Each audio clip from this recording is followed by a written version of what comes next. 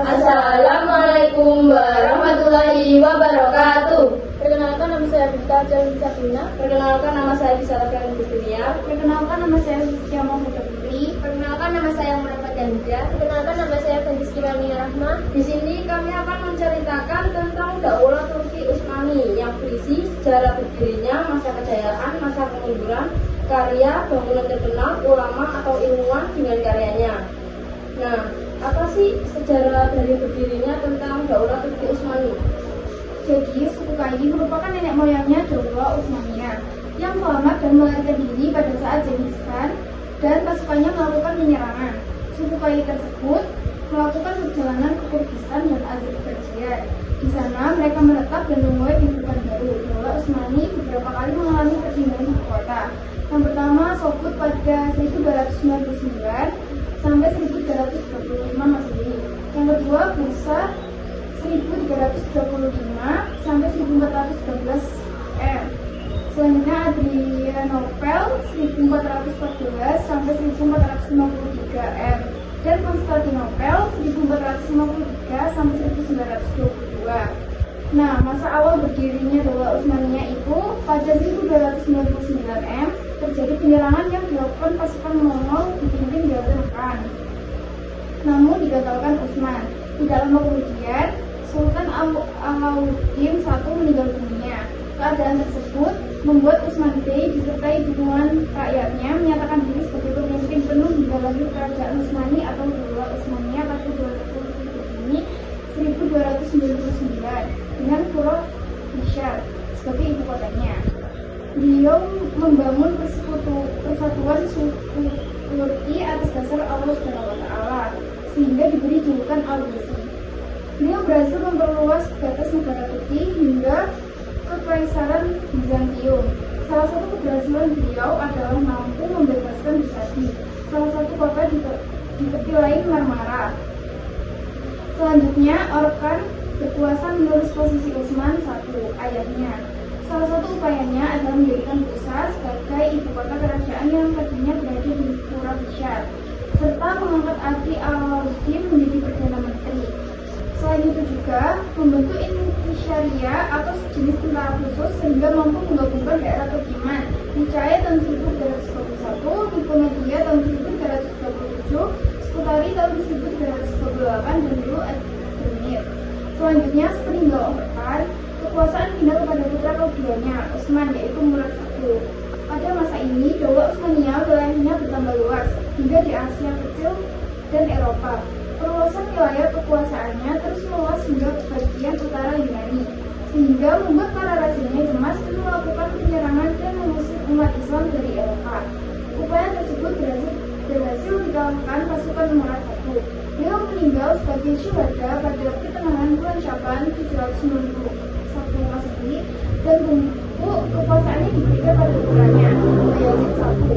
Beliau berhasil menguasai wilayah Kristen Anatolia sehingga diberi gelar Beltur. Semangat dan upaya beliau menjadikan Turks cemas dan melakukan penyerangan terhadap pasukan Bayezid sehingga terjadi perang salib I. Melihat keberhasilan yang luar biasa, timbul keinginannya melakukan penaklukan Konstantinopel.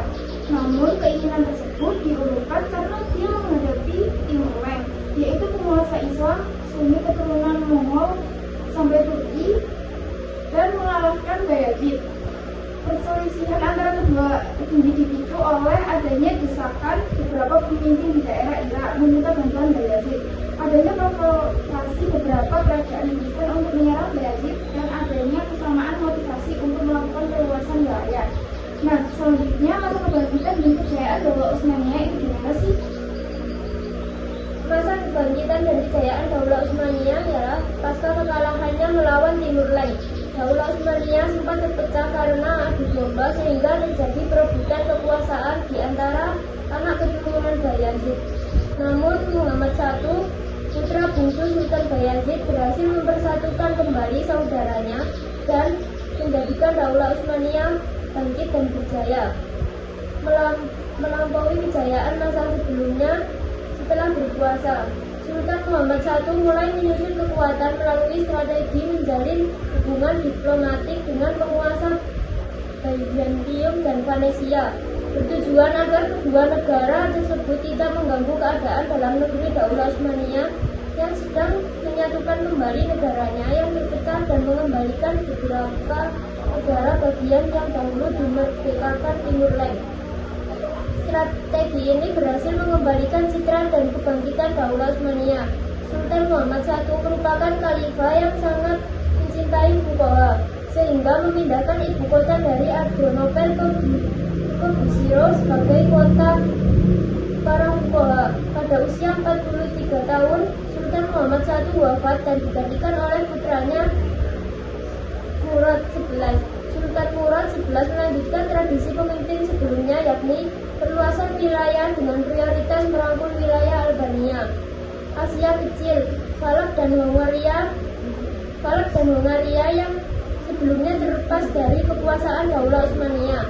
Pada masa ini terjadi beberapa peperangan, di antaranya Salib Kedua. Peperangan ini beliau mengalami kekalahan, tetapi dengan bantuan putranya. Akhirnya perang dilanjutkan dan berhasil meraih kemenangan.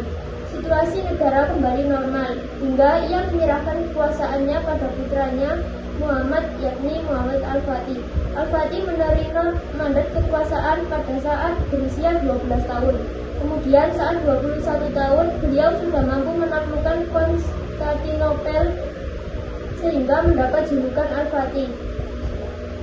Rasulullah SAW berkata bahwa kota Konstantinopel akan ditaklukkan oleh tentara Islam. Atas dasar kabar indah tersebut, Al-Fatih berusaha mewujudkannya. Ia paham Konstantinopel bukan daerah yang mudah ditaklukkan karena Konstantinopel merupakan pusat peradaban dunia. Usaha penaklukan tersebut memakan waktu 9 bulan. Pada 29 Mei 1453 Masehi, Konstantinopel berhasil ditaklukkan dan Kaisar Palaiologos tewas dalam peristiwa tersebut.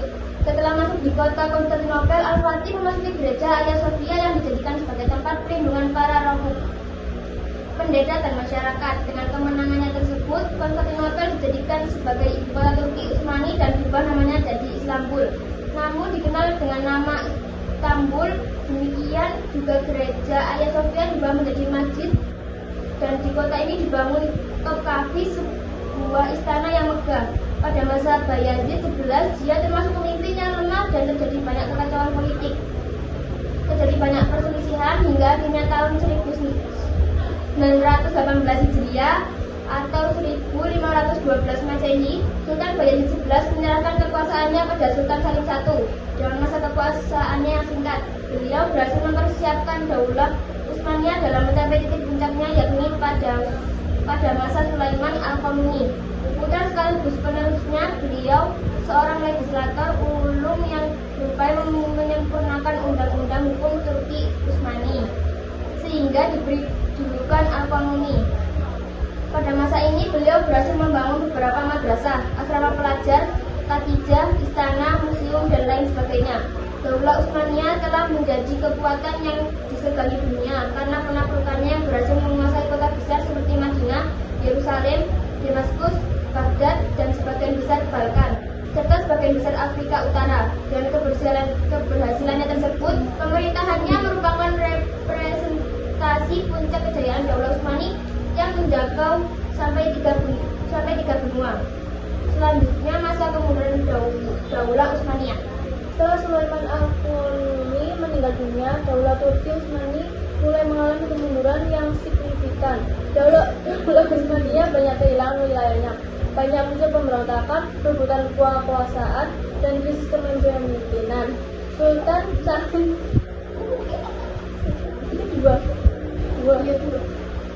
Sultan Salim II naik tahta menggantikan ayahnya Al-Qanuni.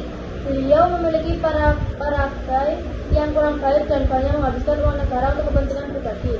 Pada masa ini terjadi penyerangan pasukan Kristen yang dipimpin oleh Don Juan dari Spanyol, dan pasukan Turki Utsmani mengalami kekalahan. Sultan Murad III naik tahta menggantikan ayahnya, Sultan Salim II, di bawah kepemimpinannya.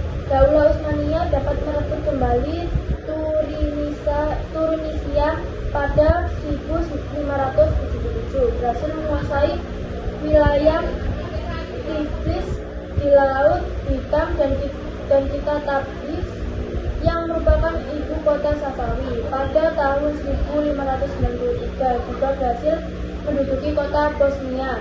Sultan Murad III memiliki sifat yang kurang baik seperti ayahnya yang menyebabkan terjadinya pemberontakan, menurunnya nilai mata uang sehingga tidak mampu membayar gaji pegawai dan para pasukan. Sultan Muhammad III menggantikan Sultan Murad III setelah terjadi perebutan dengan adanya pada saat pejabat pun sebanyak terjadi perebutan kekuasaan dalam keluarga. Sultan Muhammad III meninggal pada 1603 karena sakit serangan jantung.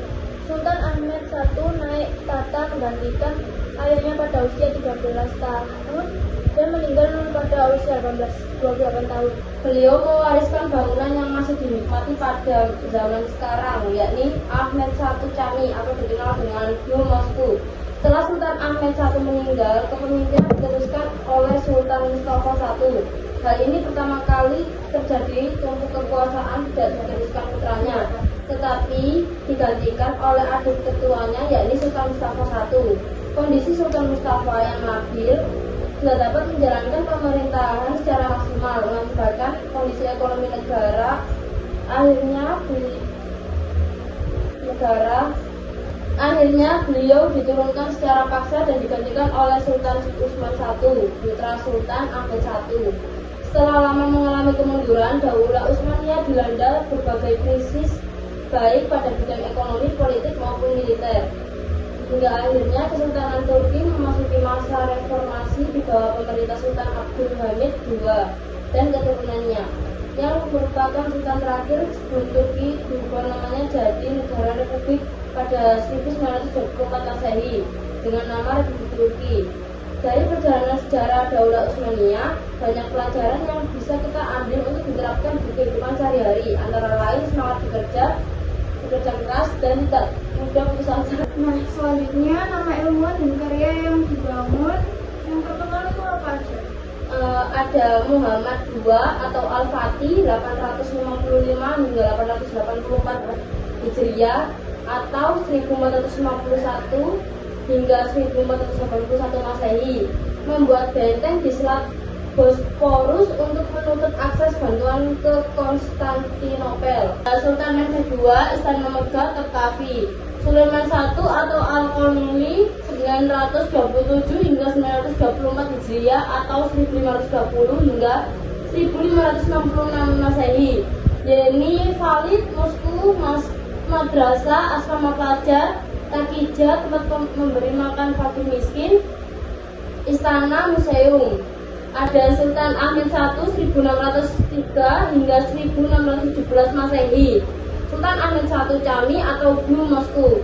Sekian podcast dari kami. Wassalamualaikum.